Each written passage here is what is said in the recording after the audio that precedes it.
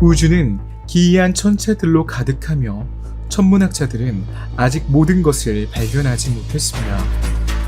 지구에서 별을 바라볼 때 지구와 우리 은하계 너머에 존재하는 별의 다양성을 전혀 알지 못합니다.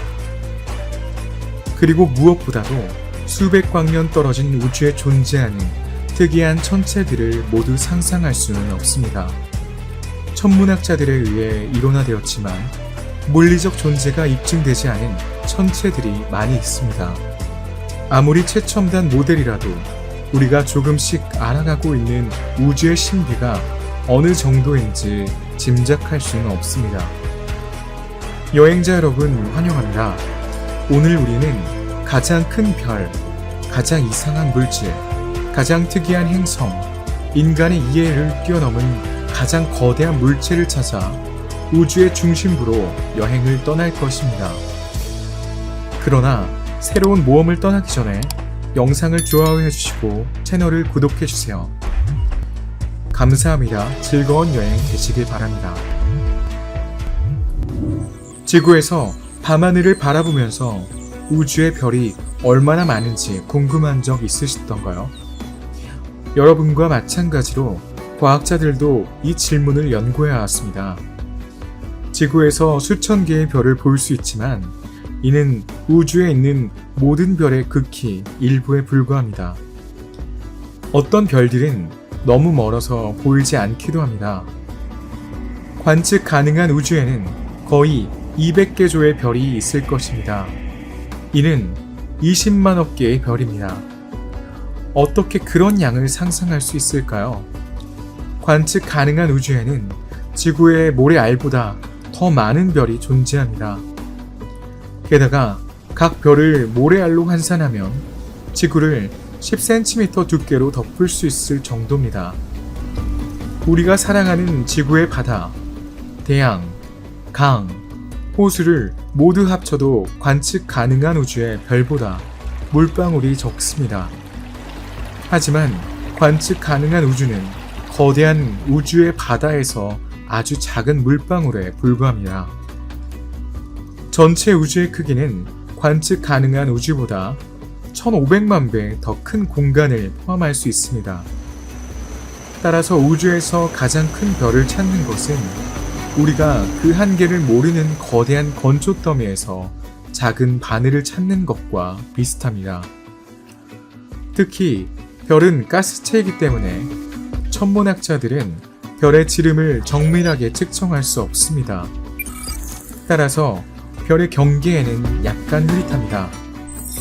허공이 어디에서 시작되고 별이 어디에서 끝나는지 어떻게 알 수 있을까요? 별의 질량이 클수록 그 한계를 명확하게 측정하기가 더 어렵습니다. 또한 일부 별은 크기가 가변적입니다. 즉, 어떤 별들은 훨씬 더 거대하기 때문에 다른 별들보다 두드러집니다. 이것이 우리가 탐험할 별들입니다. 가장 큰 별을 찾아 떠날 준비가 되셨나요? 가장 유명한 별, 태양을 향해 바로 탑승하세요. 태양은 지구에서 보면 매우 거대해 보이지만 실제로는 아주 크지도 아주 작지도 아주 밝지도 않은 아주 평범한 별입니다. 태양의 지름은 약 140만 킬로미터입니다.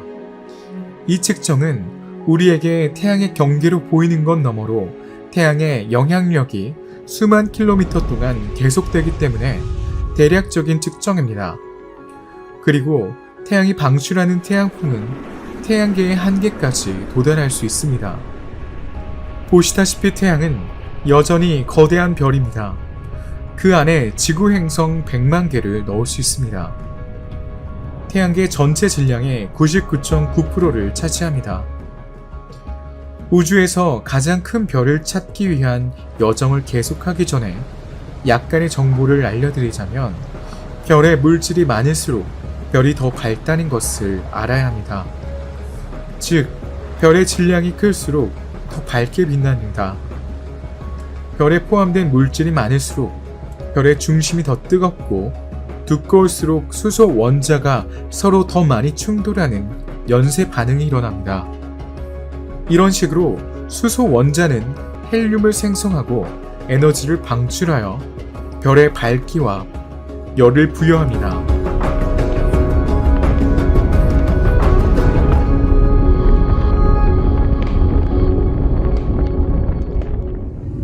우리는 이제 지구에서 8.6광년 떨어져 있습니다. 눈앞에서 밤하늘에서 가장 밝은 별인 시리우스를 볼 수 있습니다. 태양계에서 5번째로 가까운 별인 시리우스는 태양보다 1.5배 더 넓고 2배 더 무겁습니다. 망원경 없이도 지구에서 관측할 수 있습니다. 육안으로 볼 수 있는 가장 큰 별 중 하나인 시리우스와 같은 베텔게우스 자리가 있는 오리온 자리를 찾아 떠나겠습니다. 지구에서 427광년 떨어진 곳에 위치한 이 별은 우리 태양의 700배 크기입니다. 우리 별을 베텔게우스로 바꾸면 그 표면은 화성과 목성 사이의 소행성대에 닿을 것입니다. 수명이 다한 베텔게우스의 폭발은 천문학자들이 향후 10,000년 안에 일어날 것으로 예측하는 큰 사건이 될 것입니다. 왜냐하면 우리는 충분히 안전하면서도 충분히 가까운 거리에서 초신성을 관측할 수 있기 때문입니다. 북극성은 우리로부터 450광년 떨어진 곳에 위치한 우주의 또 다른 놀라운 별입니다. 수천 년 동안 다른 별들이 북극성이라는 타이틀을 가지고 있었다는 사실 알고 계셨나요? 네, 북극은 지구가 팽이처럼 돌면서 움직입니다. 따라서 북극성은 26,000년마다 바뀝니다.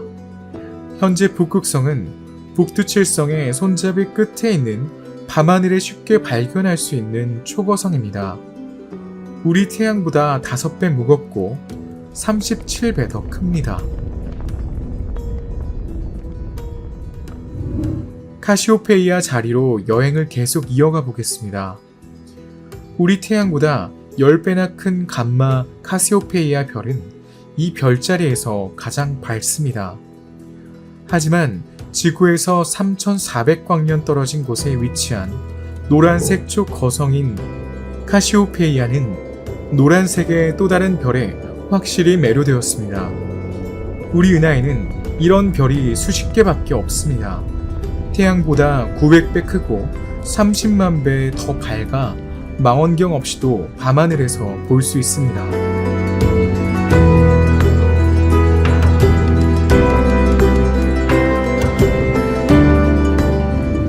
지구에서 7,500광년 떨어진 곳에 있습니다.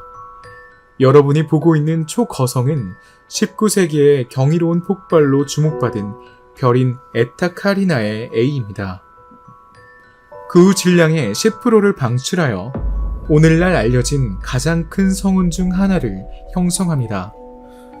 질량은 태양의 120배, 지름은 1150배에 달합니다.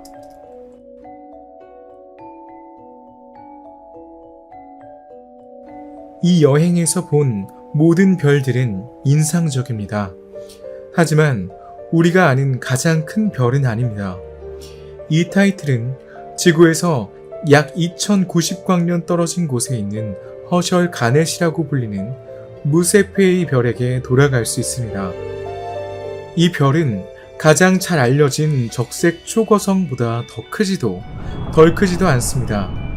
지름이 태양의 2000배에 달하며 10억 개의 태양을 포함할 수 있습니다. 지구에서 3000광년이 조금 넘는 거리에 있는 대개자리의 별자리 일부인 초적색 거성 VY 카니스 마조리스도 알려진 가장 큰 별이라는 타이틀을 차지할 수 있었습니다. 무게가 우리 별 무게의 17배에 불과하지만 30억 개의 태양을 품을 수 있습니다. 지름은 태양의 1500배에 달합니다. 향후 10만 년 이내에 폭발할 것으로 예상되며 폭발로 인해 주변 행성계의 일부가 파괴될 수 있습니다. 지구에 영향을 미치기에는 너무 멀리 떨어져 있습니다.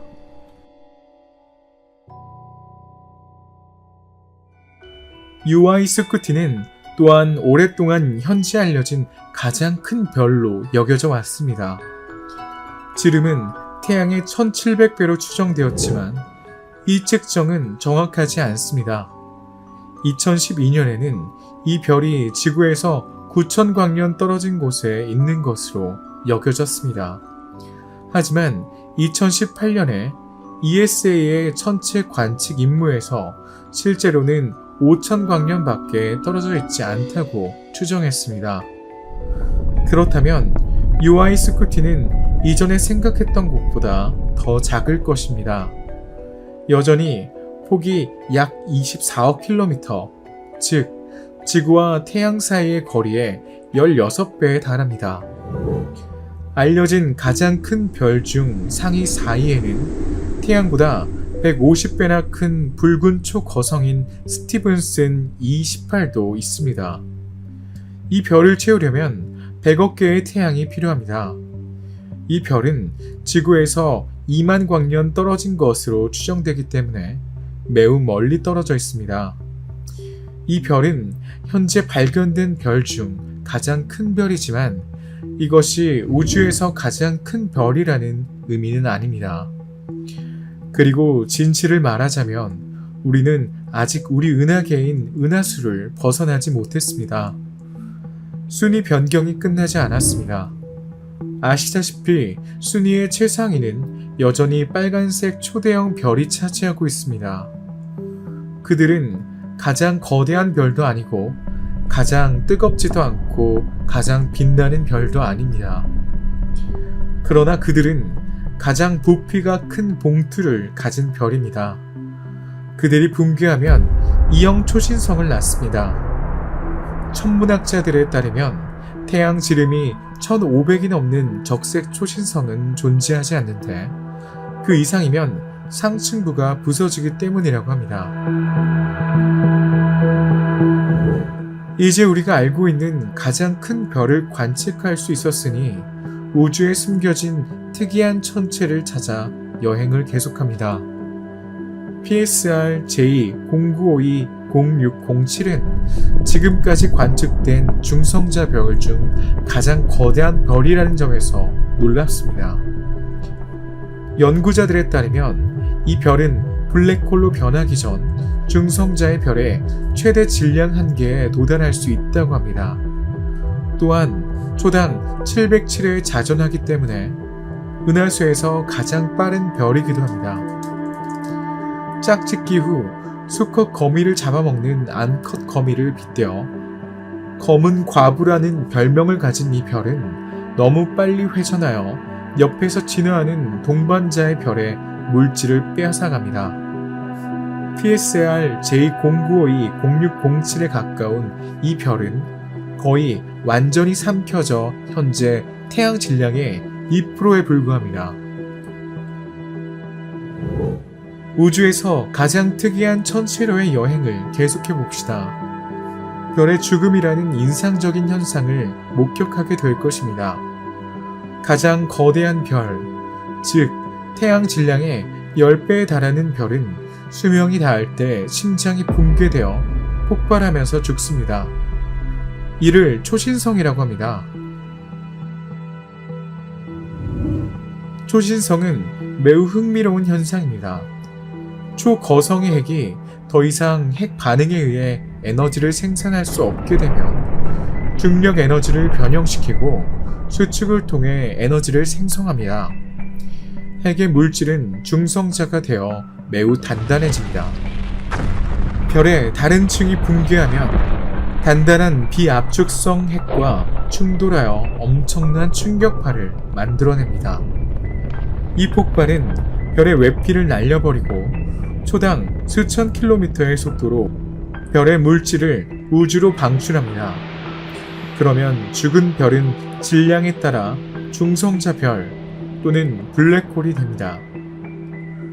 초신성은 태양보다 최대 100억 배, 즉 은하만큼 밝게 빛날 수 있습니다. 하지만 그뿐만이 아닙니다. 충격파가 발생하면 성간 매질로 물질이 방출되어 새로운 별을 만드는데 사용할 수 있습니다. 흥미롭지 않나요?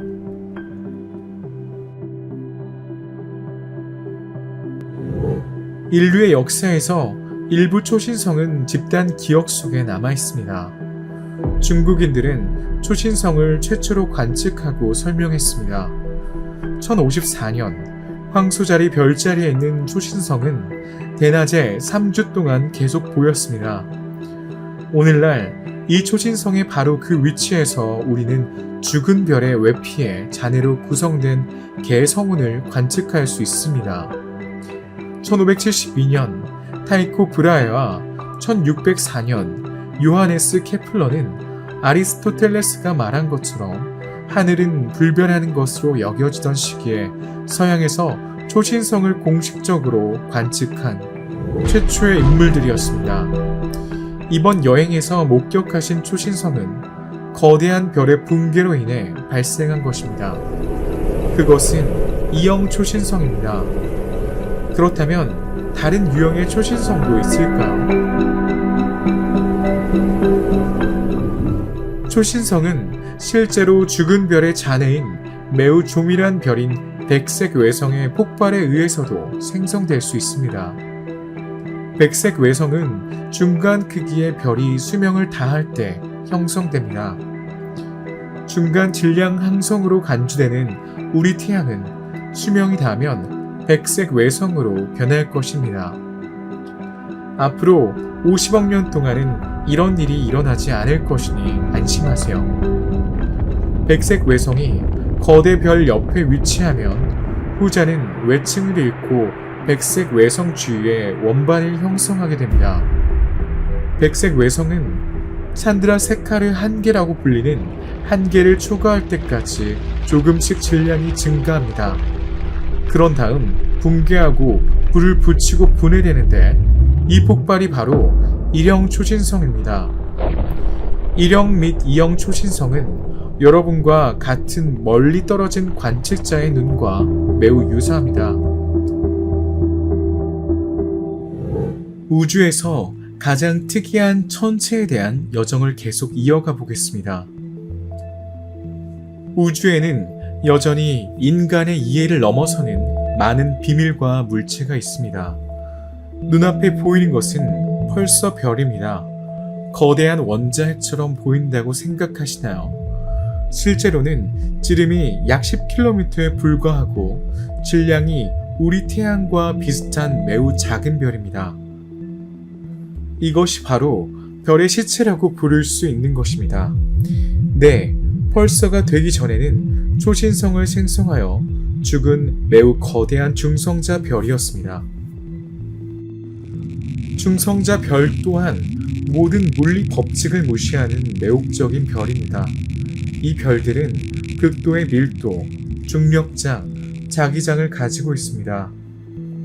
두 중성자 별의 충돌은 놀라운 중력파를 생성하고 중력자 별의 초신성인 킬로노벨을 탄생시키는 장관을 연출합니다. 펄서는 천문학에서 중요한 발견이었습니다. 중성자 별의 존재는 1933년 독일의 발터 바데와 스위스의 프리츠 치베키라는 두 천문학자에 의해 이미 예측된 바 있으며 펄서의 발견으로 그 존재가 확인된 것입니다. 펄서는 빠르고 규칙적인 속도로 전파를 방출하는 특성이 있습니다. 전파 천문학자들에게 큰 관심을 받고 있습니다. 이 전파를 통해 펄서 별을 발견할 수 있었습니다. 1967년 조슬린 벨과 앤서니 휴이시는 행성간 매질에서 전파의 전구를 연구하던 중 우연히 매우 규칙적인 전파 펄스의 원천을 발견했습니다.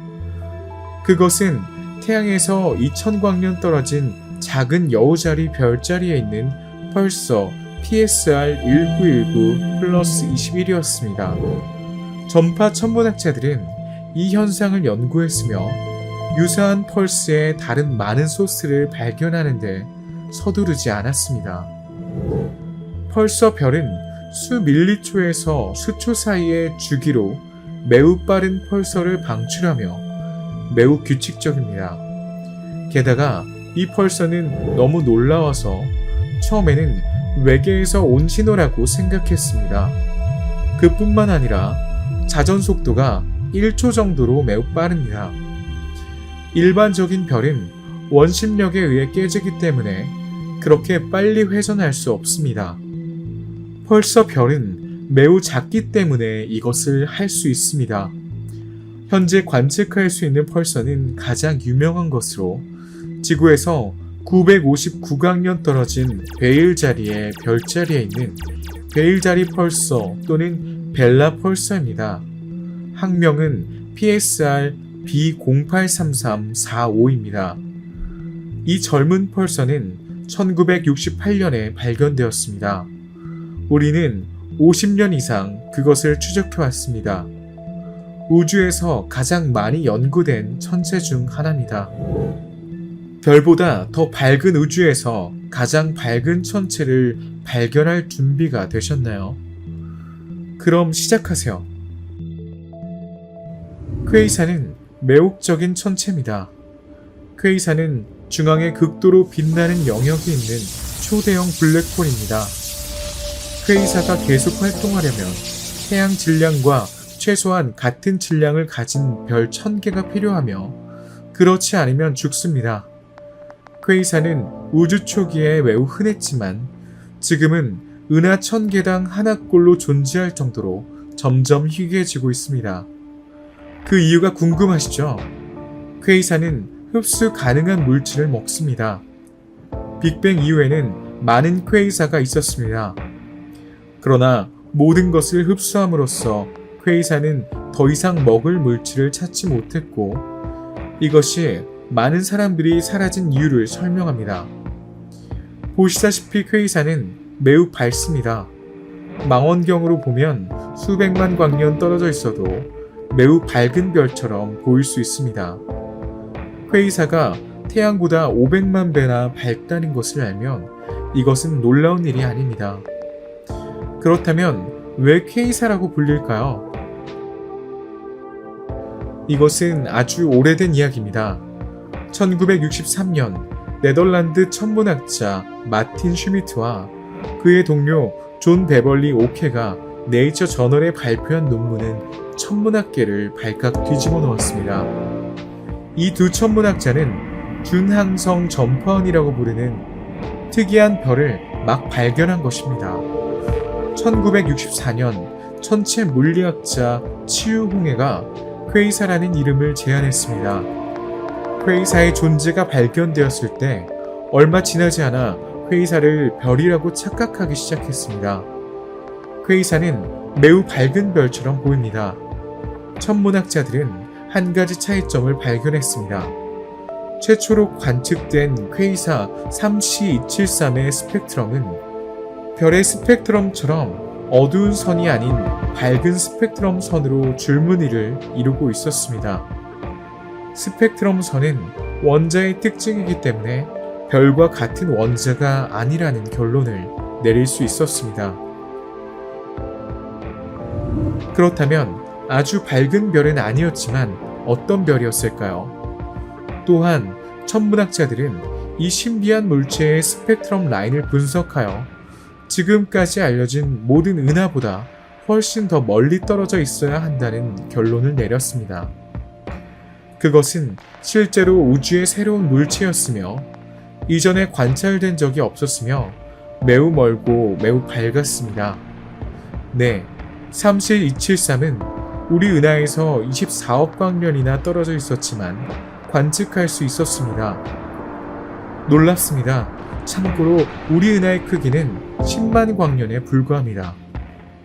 이 퀘이사 이야기에서 인상적인 것은 천문학자들이 과거에 우주가 얼마나 달랐는지를 측정할 수 있었다는 것입니다.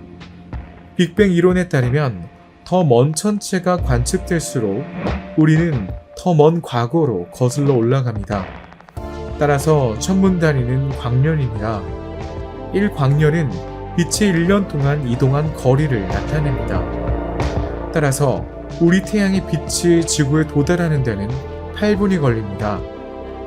우리는 8분 전에 태양을 보고 있습니다. 앞서 방문한 시리우스 별은 지구에서 8광년 이상 떨어져 있습니다. 별을 보기 위해 밤하늘을 올려다보면 8년 전의 모습을 볼 수 있습니다. 그러나 우리가 볼 수 있는 퀘이사는 수십억 년 전 우주의 일부를 반영합니다. 지구에서 별이 빛나는 밤에 볼 수 있는 밝은 별들 중 일부는 오늘날 더 이상 존재하지 않을 가능성이 매우 높습니다.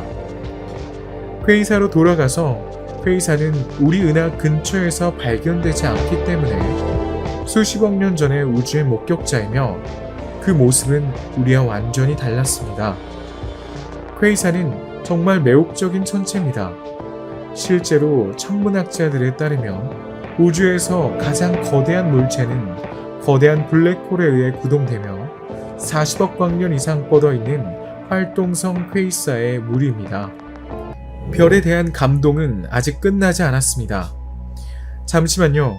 지구에서 약 1470광년 떨어진 곳에 KIC 846285이라는 이름의 황백색 별이 있는 천여 자리로 여행을 계속 이어가 보겠습니다. 이 별은 타비의 별이라고도 불리며 기억하기엔 더 쉽습니다. 이 별은 그다지 인상적이지 않습니다. 질량이 태양의 1.4배에 달하고 육안으로도 보이지 않기 때문입니다. 하지만 매우 특이한 밝기의 변화를 보여주기 때문에 천문학자들을 매료시키고 있습니다. 100년 이상 동안 최대 22%의 밝기 감소가 기록되었으며 때로는 며칠 동안 지속되기도 했습니다. 마치 별 앞을 불규칙하게 지나가는 천체가 있는 것 같습니다. 설명이 없다는 점을 제외하면요. 타비의 별 앞을 지나가는 별이나 행성은 없습니다. 특히 과학자들은 목성 크기의 행성이 타비의 별 앞을 지나간다면 밝기의 변화는 1%에 불과하고 주기적일 것이라 주장했기 때문입니다. 여기에 까다로운 문제가 있습니다. 타비의 별의 밝기는 전례 없는 진폭으로 주기적으로 변하고 있으며 이는 한 세기 동안 지속되었습니다. 천문학자들은 이 현상에 대한 설명을 찾고 있으며 여전히 이 행동의 원인을 조사하고 있습니다. 타비 별의 빛 변화는 별 주위에 먼지고리가 존재하거나 큰 해성의 파편, 별 표면의 교란 또는 관측 위성의 기술적 문제로 설명될 수 있습니다. 문제는 이러한 모든 가설이 검증되고 거부되었다는 것입니다. 천문학자들은 타비 별의 특성으로 인해 그러한 변동이 불가능하다고 주장합니다. 이 별은 관측 가능한 별이 가장 많이 발견되는 영역인 주 계열에 속하며 스펙트럼 등급 F3에 속하며 이는 우리 태양보다 조금 더 크고 약간 더 뜨겁다는 것을 의미합니다. 그렇다면 광도는 수천만 년 동안 변하지 않고 안정적이어야 합니다. 그렇다면 이 신비한 변동은 어디에서 오는 것일까요? 그러나 다른 설명이 있을 수 있습니다. 그것은 광도 변화가 인위적이며 선진 외계 문명의 활동으로 인해 발생한다는 것입니다. 예를 들어 기술적으로 매우 진보된 문명이 별 주위에 다이슨 구를 만들었을 수도 있습니다. 다이슨 구체는 태양이 방출하는 빛 에너지의 대부분을 포집하는 구조물입니다. 이 가설을 검증하기 위해 세티 연구소는 타비 별에서 나오는 전파 그리고 레이저 방출을 감시했습니다. 방출은 감시되지 않았지만 우리를 향한 매우 강력한 방출만이 감지되었을 수 있습니다. 현재로서는 100조짜리의 초고도 외계 문명이 존재하는지 여부에 대한 실질적인 결론을 내릴 수 없습니다. 특히 천문학자의 역사는 우리가 외계 문명의 활동으로 인해 현상을 발견했다고 생각할 때마다 우리가 틀렸다는 것을 가르쳐주기 때문에 새로운 천체가 발견될 수도 있지 않을까요? 놀라운 별은 아직 끝나지 않았습니다. 2018년 9월 천문학자들은 허블 우주 망원경을 통해 지구에서 800광년 떨어진 곳에서 매우 강렬한 적외선을 방출하는 중성자 별을 발견했습니다. 일반적으로 중성자 별은 전파를 방출합니다.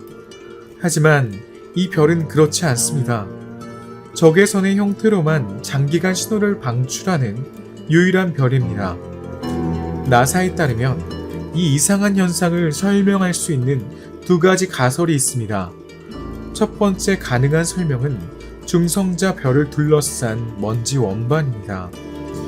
이 먼지 원반은 초신성의 잔재일 것입니다. 조금 전에 보았듯이 중성자 별은 별이 죽은 후에 형성되기 때문입니다. 이 디스크는 폭발한 거대한 별의 물질로 구성될 것이며 우리는 초신성의 접이식 디스크에 대해 이야기합니다. 이 가설이 확인되면 중성자 별의 진화에 대한 우리의 이해가 완전히 바뀔 것입니다. 또 다른 가능한 설명은 중성자 별에서 방출되어 우주와 접촉할 때 가스로 변환되는 에너지 바람입니다. 그러면 적외선 방출은 펄서 바람 성운이 될 것입니다. 펄서풍은 강한 자기장을 가진 중성자 별이 빠르게 회전할 때 생성됩니다. 중성자 별이 음속보다 빠른 속도로 움직이면 펄서풍과 성간 매질이 상호작용하는 지점에서 충격이 형성될 수 있습니다. 충돌한 입자에서 나오는 방사선이 관측되는 적외선 복사입니다. 일반적으로 펄서풍 성운은 X선으로 관측되는데 적외선 펄서풍 성운은 매우 드문 경우입니다.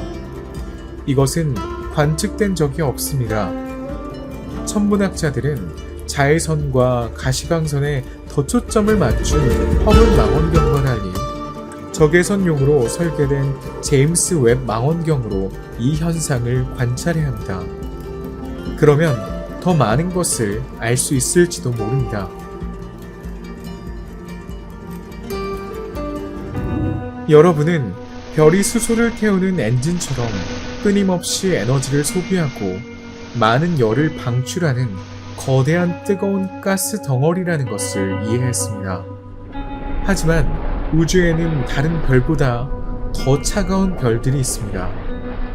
가장 차가운 별의 기록 보유자는 표면 온도가 27도에서 80도로 추정되는 갈색 외성으로 지구에서 관측되는 온도와 매우 가까운 WD-0806-661b입니다. 두 번째로 추운 별은 대기 온도가 100도로 끓는 물의 온도와 비슷한 갈색 외성인 CFBD-SIR 1458 플러스 10b입니다.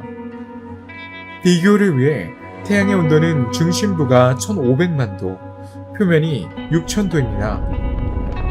갈색 외성은 별이라고 하기에는 너무 작지만 같은 방식으로 형성되는 천체입니다. 이 모두는 작은 차가운 별과 큰 뜨거운 행성 사이의 경계에 있습니다. 이들은 실제로 온도가 2400도보다 낮은 초저온 외성의 범주에 속합니다. WD-0806-661b는 지구에서 63광년 떨어진 물고기 자리 별자리에 위치하고 있습니다. 질량은 목성보다 6배에서 9배 적습니다.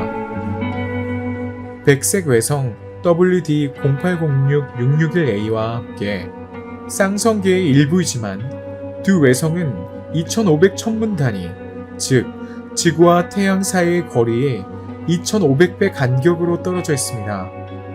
우주에서 스피처 망원경으로 확인된 다른 천체들은 우주에서 가장 멋진 별에 속할 자격이 있는 것으로 보입니다. 그러나 아직 온도가 측정되지 않았기 때문에 아직 많은 것을 알 수 없습니다. 과학자들이 핵파스타라는 별명을 붙인 우주에서 가장 강한 물질을 가진 우주에서 가장 특이한 천체로의 여정을 계속합니다. 우주에서 가장 인상적인 별의 중심부를 여행하고 이 물질이 별에서 발견된다는 사실에 놀라지 않을 수 없을 것입니다.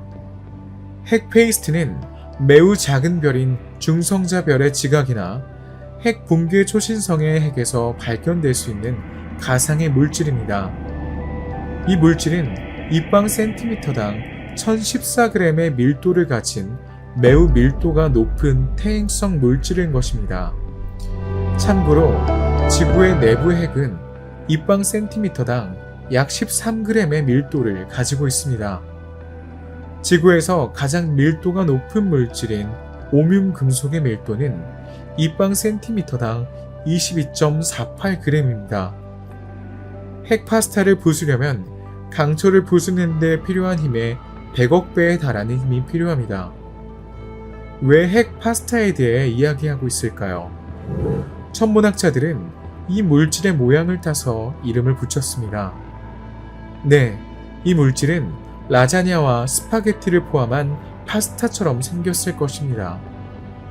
이 물질이 아직 가설에 머물러 있더라도 그 존재가 확인된다면 천문학자들이 두 중성자 별의 충돌 후 검출된 중력파의 메커니즘을 더 잘 이해하는 데 도움될 수 있습니다. 이제 우리는 2004년에 발견된 이후 천문학자들의 관심을 끌었던 태양계의 외소 행성인 하우메아를 관측하기 위해 지구에 더 가까이 다가갑니다. 이 행성은 해왕성 너머 카이퍼 벨트에서 태양으로부터 80억 킬로미터 이상 떨어진 궤도를 돌고 있습니다. 우리 태양계에는 8개의 행성이 있습니다. 수성, 금성, 지구, 화성, 목성, 토성, 천왕성, 해왕성입니다. 이 8개의 행성 외에도 5개의 외소 행성이 있습니다. 명왕성, 세레스, 에리스, 마케메이크, 하우메아. 하와이 여신의 이름을 딴 외소 행성인 하우메아는 태양계의 다른 모든 행성이 구형인 것과 달리 타원형이어서 천문학자들을 놀라게 합니다. 길이가 2322km에 달하는 거대한 럭비공처럼 생겼습니다. 토성과 마찬가지로 고리가 있는데 이 고리는 2017년에 나중에 발견되었습니다. 거대한 행성에만 고리가 있다고 생각했던 과학자들에게는 놀라운 관찰이었죠. 이 고리는 토성의 고리처럼 매우 조밀합니다. 폭은 70km, 반경은 2287km입니다. 천문학자들에 따르면 먼 과거의 다른 천체와 충돌한 결과라고 합니다. 이 외소 행성 주위에 고리를 만든 충돌로 인해 하이아카와 나마카라는 2개의 위성과 고리에 모인 파편 구름도 만들어졌을 것입니다. 하우메아는 4시간 이내에 자전을 완료하기 때문에 우리 태양계에서 가장 빠른 천체 중 하나입니다.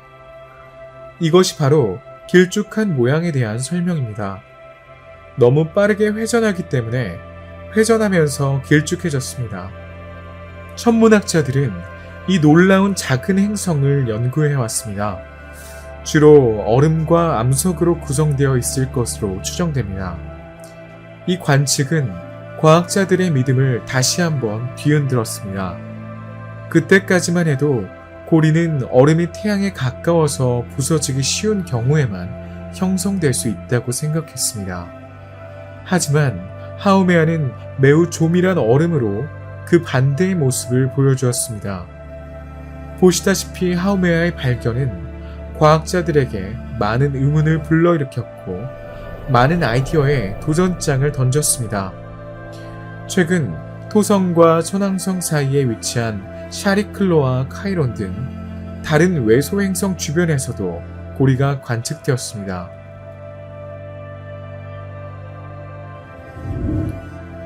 지구에서 멀리 떨어져 우주에서 또 다른 특이한 행성인 방황하는 행성 SIMP J01365663을 관찰해 봅시다. 이 행성은 지구에서 약 20광년 떨어진 물고기 자리 별자리에 위치하고 있습니다. 이 행성의 나이는 2억 년이며 목성보다 약 12배 더 크고 거대합니다. 천문학자들은 이 행성이 별 주위를 직접 공전하지 않기 때문에 방황하는 행성이라고 부릅니다. 이 행성은 중력에 의해 별에서 떨어져 나간 것이 분명합니다. SIMP가 이상한 이유는 떠돌이 행성이라는 사실 때문만은 아닙니다.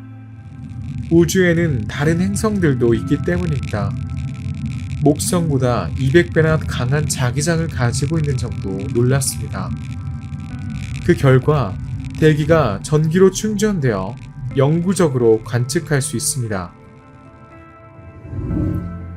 이 행성은 2016년에 뉴멕시코에 있는 전파 망원경인 초대형 망원경에 의해 발견되었습니다. 처음에는 별처럼 빛날 만큼 거대하진 않지만 목성이나 토성과 같은 가스 범주에 속하기에는 너무 거대하여 소위 실패한 별인 갈색 외성으로 오인되었습니다. 하지만 최근 관측에 따르면 실제 행성이라는 사실이 밝혀졌습니다. 이 특이한 천체는 갈색 외성과 행성 사이의 경계에 있습니다. 이 행성은 목성 질량의 12.7배인 반면 그 경계는 목성 질량의 13배입니다. 목성 질량의 13배가 넘는 압력은 중수소 핵융합을 일으키기에 충분합니다. 반면에 중력은 우리 태양과 같은 일반적인 별의 경우처럼 수소 핵융합을 일으키지 않습니다. 자기장은 어떤가요? 이를 어떻게 설명해야 할지 궁금하신가요? 천문학자들은 천체 물리학 저널에 발표된 연구를 통해 한 가지 이론을 제안했습니다. 지구와 하나 이상의 위성 사이의 상호작용 때문일 수 있다는 것입니다. SIMP는 매우 흥미로운 천체이며 고립된 사례가 아닙니다. 천문학자들은 우주에서 길을 잃어버리는 것처럼 보이는 물체, 행성 또는 별을 점점 더 많이 발견하고 있습니다. 예를 들어 지구에서 1만 광년에서 2만 광년 사이에 목성 크기의 천체가 발견되었는데 이 천체는 어떤 항성계에도 속하지 않습니다. 이 역시 항성계에서 추방된 행성일 수 있습니다.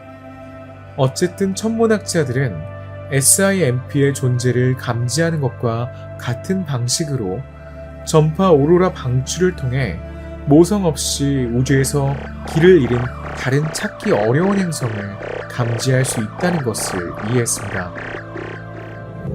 앞서 보셨듯이 타원형 행성인 하우메아를 관측할 때 태양계의 8개 행성은 모두 다른 색을 띠고 있습니다. 우리 지구는 우주에서 보면 파란색으로 보입니다. 수성은 주로 철, 니켈, 규산염으로 구성된 암석 행성이기 때문에 다소 회색을 띠고 있습니다. 금성은 황산 구름이 짙게 깔려 있어 관측하기 어렵기 때문에 노란색으로 보입니다. 화성은 표면에 존재하는 산화철 때문에 붉은 행성으로 알려져 있습니다. 목성은 주황색, 갈색, 흰색 등 여러 가지 색이 있습니다. 이러한 색은 목성을 둘러싼 구름이 자외선에 노출되는 정도에 따라 변화하며 다양합니다. 토성은 옅은 금색과 흰색 띠가 있는 목성과 비슷하게 생겼습니다. 천왕성은 주로 분자수소와 헬륨으로 구성되어 있기 때문에 청록색을 띠고 있습니다. 해왕성은 천왕성과 비슷하지만 더 진한 파란색을 띠고 있습니다. 우주 어딘가에서 우리는 완전히 검은색의 이상한 행성을 관찰할 수 있습니다. 지구에서 750광년 이상 떨어진 용자리 별자리에 위치한 TRES-2b라는 이름의 외계 행성입니다. 이 행성은 빛의 1% 미만을 반사하기 때문에 지금까지 발견된 행성 중 가장 어두운 행성입니다. 따라서 반사율은 검은색 아크릴 물감보다 더 낮습니다. TRES-2b는 2006년 8월 21일에 처음 발견되었으며 2008년에 그 특성이 연구되었습니다.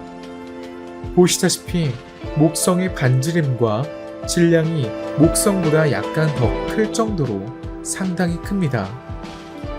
이 행성이 왜 그렇게 어두운지 궁금하신가요? 천문학자들은 이 현상을 완전히 설명할 수 없는 몇 가지 이론이 존재합니다.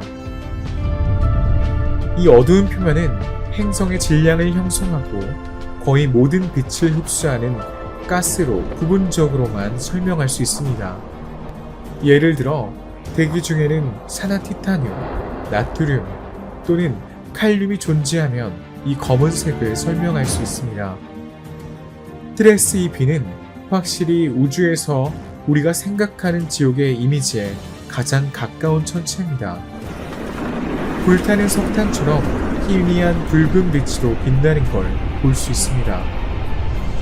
표면 온도는 1100도입니다.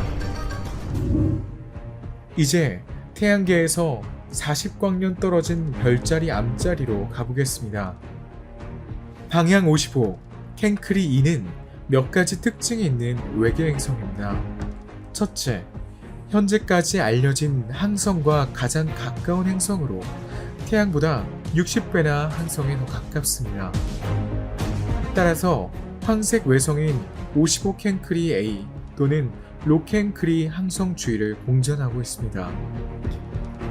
하지만 이 외계 행성의 특이한 특징은 이것만이 아닙니다.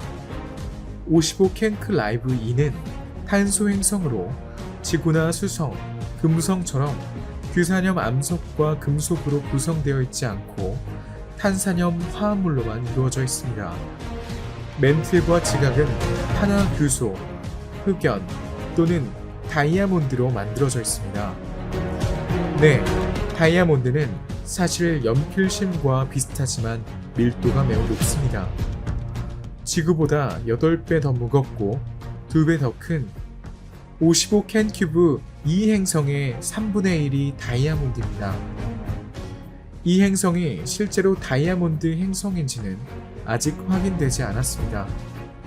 천문학자들은 이 행성이 별 앞을 지나갈 때 질량과 반지름을 측정할 수 있었고, 이 데이터와 수치 모델을 통해 행성의 구성을 추론했습니다. 가장 최근의 연구 결과에 따르면 55 캔큐리 2에는 물은 없고 탄소 화합물만 존재한다. 어쨌든 우리는 55 캔큐리 2의 생명체가 존재할 수 없다는 것을 알고 있습니다. 매우 뜨겁기 때문일 뿐만 아니라 태양 55 캔크리 A 주위를 매우 빠른 속도로 회전하기 때문입니다. 이 행성에서 1년은 365일이 아니라 18일에 불과합니다. 우주에서 가장 특이한 물체를 찾아 떠나는 여정을 생명체가 있을 수 있어 화제가 되고 있는 두 행성으로 계속 이어가 봅시다. 천문학자들은 외계 문명이 존재할 수 있는 지구와 유사한 특성을 가진 행성을 끊임없이 찾고 있습니다. 지구와 마찬가지로 두 행성은 생명체가 탄생하기에 이상적인 조건을 갖춘 것으로 보입니다. 케플러 438b부터 시작하겠습니다. 2015년 1월에 발견된 이 외계 행성은 태양에서 약 475광년 떨어진 1000층짜리 별자리에 있습니다. 이 행성의 이름은 케플러 망원경 덕분에 발견되었습니다. 현재까지 발견된 외계 행성 중 지구와 가장 가까운 행성입니다. 천문학자들은 지구와의 유사성 지수를 개발했습니다. 지수가 1에 가까울수록 지구와 더 유사하고 지수가 0에 가까울수록 행성은 더 멀리 떨어져 있습니다. 케플러 438b는 0.88의 점수를 얻었는데 이는 아무것도 아닙니다. 이 지수는 좋은 지표입니다. 그러나 외계 행성이 지구를 대체할 수 있는 좋은 후보인지 여부를 결정하는 데는 충분하지 않습니다. 화성을 예로 들어보겠습니다. 화성은 오늘날 태양계를 구성하는 모든 행성 중에서 생명체가 살기에 가장 유리한 것으로 보입니다. 지구와의 유사성 지수는 0.815입니다. 이것은 지수가 0.979로 평가되는 금성보다 낮습니다. 네, 이 도구에 따르면 금성은 화성보다 지구와 더 유사합니다. 그러나 두꺼운 대기에는 온실가스가 매우 풍부합니다. 따라서 양측이 별 표면의 평균 온도는 462도입니다. 이러한 데이터를 고려할 때 우리의 쌍둥이는 훨씬 더 적대적으로 보입니다. 이것이 연구자들이 잠재적으로 거주 가능한 행성을 선택하기 위해 TSI에만 의존할 수 없는 이유입니다. 하지만 다시 케플러 438b로 돌아가 보겠습니다. 이 외계 행성은 항성 주변 어디에도 위치하지 않습니다. 실제로 이 행성은 골디락스 행성이라고 불립니다. 이것은 그것이 별의 거주 가능 영역에 있다는 것을 의미합니다. 지구처럼 너무 가깝지도 않고 너무 멀지도 않습니다.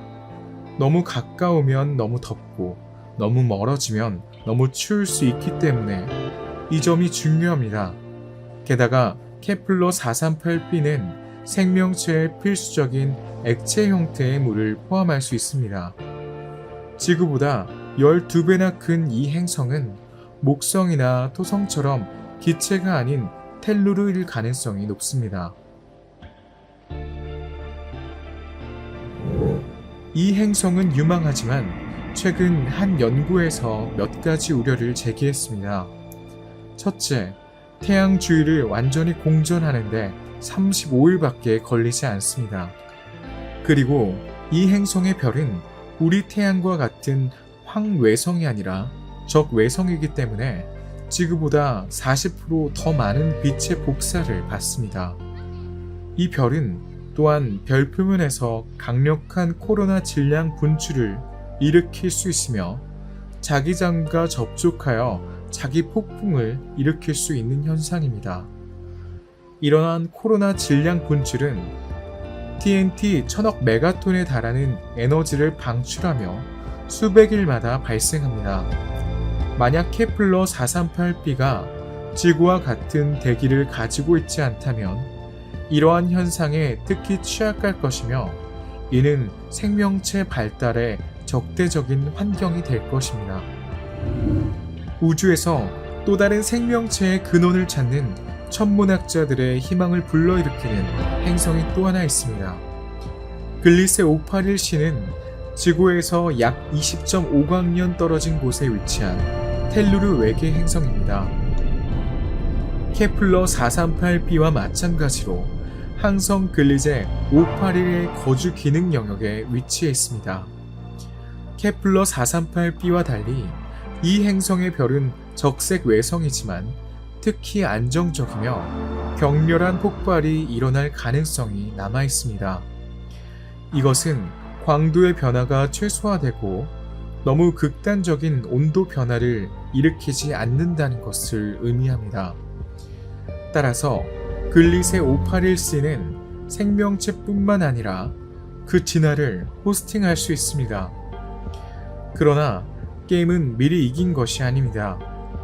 금성과 지구는 크기 차이가 크지 않고 태양과 비슷한 거리에 위치해 있지만 금성에는 생명체가 존재하지 않습니다. 글리세 581c는 해양 행성일 수 있습니다. 천문학자들은 금성이 항성과 동기자전하고 있기 때문에 항상 태양을 향해 같은 얼굴을 하고 있다고 생각합니다.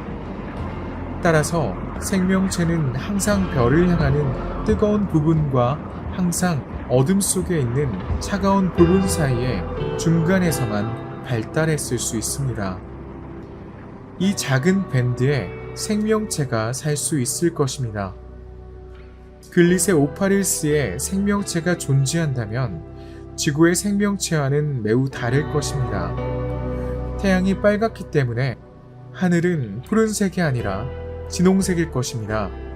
식물은 녹색이 아니라 검은색일 것입니다. 천문학자들은 2008년 10월 9일에 글리세 581C의 무선 신호를 보냈습니다. 이 행성은 지구에서 20.5광년 떨어져 있기 때문에 2029년 봄까지 도착하지 않을 것입니다. 그리고 답이 있다면 2049년 가을이 되기 전에는 우리에게 도달하지 못할 것입니다. 지구에서 870광년 떨어진 마보자리 별자리에 있는 외계 행성 WASP-12b로 여행을 계속해 봅시다. 이 행성은 놀라운 특징을 가지고 있는데 바로 별에 의해 갉아먹히고 있다는 점입니다. 별인 말벌자리 12와 너무 가까워서 온도가 매우 높습니다. 게다가 천문학자들의 연구에 따르면 이 행성은 입사광의 94% 이상을 흡수합니다. 그 결과 초당 60억 톤의 빛을 잃게 됩니다. 더 이상 구형이 아니기 때문에 스스로 너무 빠르게 회전하고 중력이 너무 강해 별의 조성력에 의해 늘어납니다. 이제 앞서 관측한 하우메아 행성처럼 럭비공처럼 생겼습니다. 목성보다 질량이 40% 더 크지만 천문학자들은 이 속도라면 약 1000만 년 안에 별에 완전히 빨려 들어갈 것이라고 예측합니다. 우리는 지금 우주에서 가장 오래된 행성인 PSR B1620-26b로 여행하고 있습니다. 네, 이 행성은 천문학자들의 추정에 따르면 130억 년이 넘은 행성입니다. 빅뱅 이후 불과 10억 년 만에 탄생한 행성입니다. 그래서 이 행성을 모드셀라라고 부르는 이유입니다. 이 행성은 1993년에 발견되었으며 지구에서 12,400광년 이상 떨어진 전갈자리 성단 M4의 구상 성단에 위치하고 있습니다. 형성 당시에는 철과 같은 원소가 아직 존재하지 않았기 때문에 수소와 헬륨과 같은 원시 원소로만 구성되어 있습니다. 태양 질량의 1.35배인 필서와 태양 질량의 약 0.34배인 백색 외성의 두 별 궤도를 돌고 있습니다. 천문학자들은 130억 년 전 이 행성의 형성을 설명하는 이론을 개발했습니다. 부상성단 M4의 다른 별들과 동시에 형성되었을 수 있습니다. 이후 중성자별에 의해 포획된 행성계의 일부였을 수도 있습니다. 이 중성자의 별은 현재의 펄서일 수 있고 그 모별은 현재의 백석 외생일 수 있습니다. 인상적이지 않나요? 우주에서 과학계를 놀라게 하는 물체는 별과 행성뿐만이 아닙니다. 안전벨트를 메고 우주에서 가장 큰 은하를 발견하라고 합시다. 어지러울 수도 있어요. 우리 우주는 너무 거대해서 인간의 뇌로는 그 크기를 가늠하기 어렵습니다. 지름이 지구의 10배에 달하는 거대한 행성 목성과 지름이 지구의 110배에 달하는 태양과 같은 거대한 천체가 있는 우리 태양계는 이미 무한해 보입니다. 하지만 여행의 시작 부분에서 말씀드렸듯이 우주 곳곳에 있는 붉은 거인에 비하면 태양은 여전히 아주 작은 별입니다. 블랙홀과 초대질량 블랙홀은 이 여행의 시작에서 볼 수 있는 가장 큰 별들보다 훨씬 더 큽니다. 예를 들어 M87 블랙홀은 질량이 태양의 65억 배에 달하고 지름이 380억 킬로미터에 달합니다. 질량이 태양의 400억 배에 달하는 홀름 15A의 은하에 위치한 블랙홀 홀름 15A가 이 기록을 보유하고 있습니다. 특히 거대한 은하도 있습니다. 우리 은하인 은하수는 10만 광년 이상 뻗어 있습니다. 이 거리가 우리의 뇌에 얼마나 무한하게 느껴지는지 상상해보세요. 2천억에서 4천억 개의 별과 수십억 개의 행성을 포함할 수 있습니다. 하지만 가장 큰 은하와는 거리가 멀죠. 우리 우주에서 알려진 가장 큰 은하는 알시온 은하입니다. 알시온 은하가 우리 우주에서 가장 큰 은하로 간주되는 것은 2022년 2월부터입니다. 그 전에는 지름이 여전히 390만 광년인 은하 RC1101이 오랫동안 그 타이틀을 차지해 왔습니다. 이는 23유형 은하, 즉 타원형 은하입니다. 지구에서 10억 광년 떨어진 뱀자리 별자리에 위치하고 있습니다. 질량이 우리 은하보다 2100 더 큰 이 은하에는 1000억 개가 넘는 별들이 모여 있습니다. 이 수치가 놀랍게 보일 수 있지만 알시온 은하는 그보다 훨씬 더 뛰어납니다.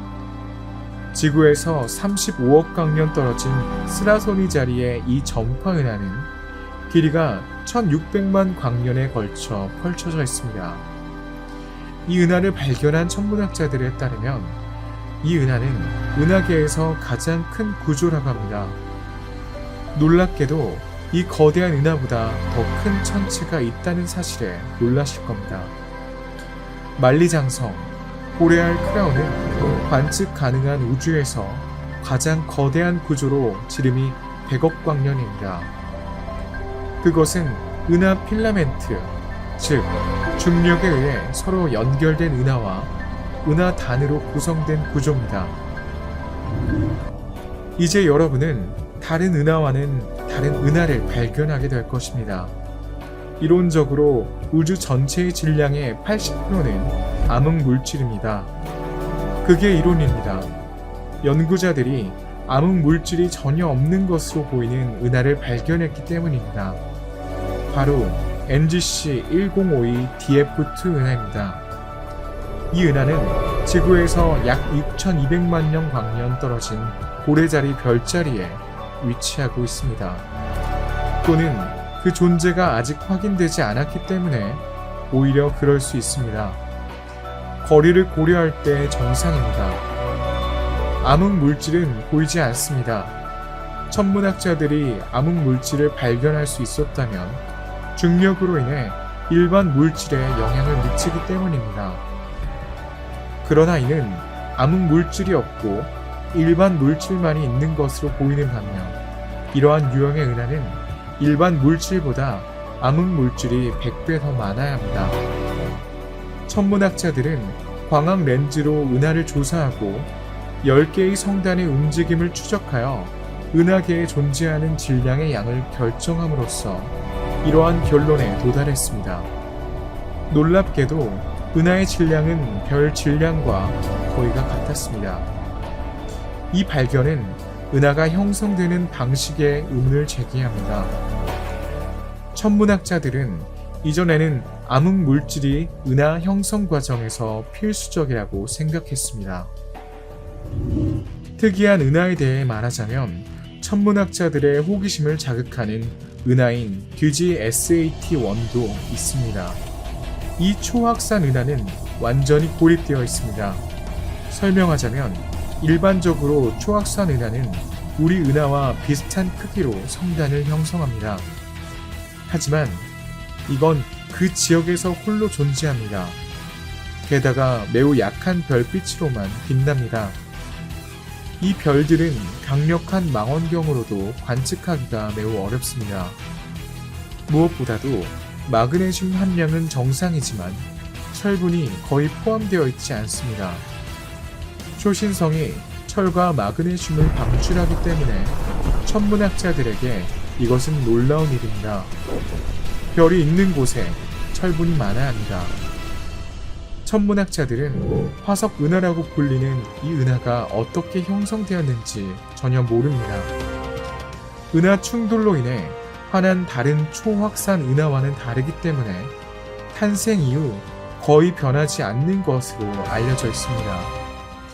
천문학자들은 이 은하가 형성되는데 오랜 시간이 걸렸으며 우주의 시작과 함께 형성되기 시작하여 30억 년 전까지만 지속되었을 것이라 믿습니다.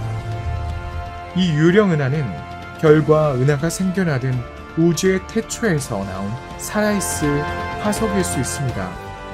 당시 우주는 오늘날 우리가 관측하는 우주와는 매우 달랐습니다. 이 은하는 고립되어 있기 때문에 수백억 년 전에 형성된 이래로 그 모양이나 구성을 바꿀 수 있는 충돌을 겪지 않았을 것입니다. 여정이 거의 끝났습니다. 마지막으로 탐구해야 할 특이한 물체가 하나 더 있습니다. 바로 진공입니다. 우리는 거대하고 놀라운 별, 초신성, 놀라운 행성, 거대한 은하 등 우주의 많은 물체를 탐험해왔습니다. 심지어 모든 빛을 빨아들일 정도로 강력한 중력장을 만들어내는 매혹적인 초소형 물체인 블랙홀도 살펴봤습니다. 하지만 아직 우주의 진공 상태는 발견하지 못했습니다. 하지만 천문학자들은 진공을 발견했습니다. 네, 이상하게 들릴지 모르지만 우주에는 진공이 존재합니다. 그리고 우리가 이야기할 진공의 이름은 KBC 진공 또는 국소 구멍으로 이 진공의 폭은 약 20억 광년입니다. 이것은 관측 가능한 우주 직경의 1.9%에 해당합니다. 이 진공은 매우 어두울 뿐만 아니라 우리로부터 멀리 떨어져 있다고 생각하시나요?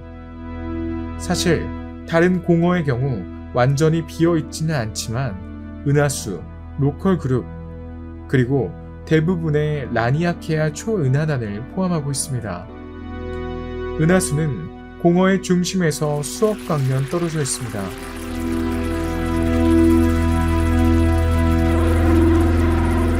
천문학자들은 이 공백이 어떻게 형성되었는지 알아내야 하는 어려운 과제를 안고 있습니다. 중력에 의해 이 영역이 청소되거나 비어지기에는 수십억 년이 지나지 않았기 때문입니다. 유일하게 말이 되는 이론은 비눗방울이 합쳐져 더 큰 비눗방울을 형성하는 것과 같은 방식으로 여러 개의 작은 보이드가 합쳐졌다는 것입니다. KBC 진공의 존재가 ACDM 모델과 호환되는지 여부는 논쟁의 여지가 있습니다. 다시 말해 람다 차가운 암흑물질 또는 람다 CDM 모델은 우주가 세 가지 주요 구성 요소, 즉 첫째, 암흑에너지와 관련된 우주 상수 람다, 둘째, 가정된 차가운 암흑물질, 셋째, 일반 물질을 포함하는 빅뱅 우주론 모델을 매개 변수화하는 것입니다. 빅뱅 우주론은 우주의 다음 네 가지 속성을 합리적으로 잘 설명하는 가장 단순한 모델이기 때문에 빅뱅 우주론의 표준 모델이라고도 불립니다. 우주 마이크로파 배경의 존재와 구조, 은하 분포의 대규모 구조, 관측된 수소, 헬륨, 그리고 리튬의 풍부함, 마지막으로 먼 은하와 초신성의 빛에 관찰되는 우주 팽창의 가속도. 어떤 사람들은 KBC 진공만큼 큰 보이드가 표준 모델과 양립할 수 없다고 말하지만 다른 사람들은 KBC 진공과 같은 슈퍼 보이드의 존재가 표준 모델과 일치한다고 주장합니다. 진공 내부의 은하는 진공 외부로부터 중력과 인력을 경험하기 때문에 우주의 팽창 속도를 측정하는 우주론적 척도인 허블 상수의 독보적 값이 더 커집니다. 따라서 진공 안에 있는 사람들은 우주의 팽창 속도가 진공 밖에 있을 때보다 더 빠르다는 인상을 갖게 됩니다. 어쨌든 이것은 우리가 우주의 빈 부분에 있다는 것을 의미합니다. 하지만 지금까지 보셨듯이 우주에는 발견할 수 있는 많은 물질이 있으며 각각의 물질은 다른 물질보다 더 인상적입니다. 우주 여행자 여러분, 이제 여행이 종료되었습니다. 우주의 신비를 탐험하는 이 여정을 통해 무한한 우주에 숨겨진 모든 것의 작은 부분을 발견할 수 있었을 것입니다.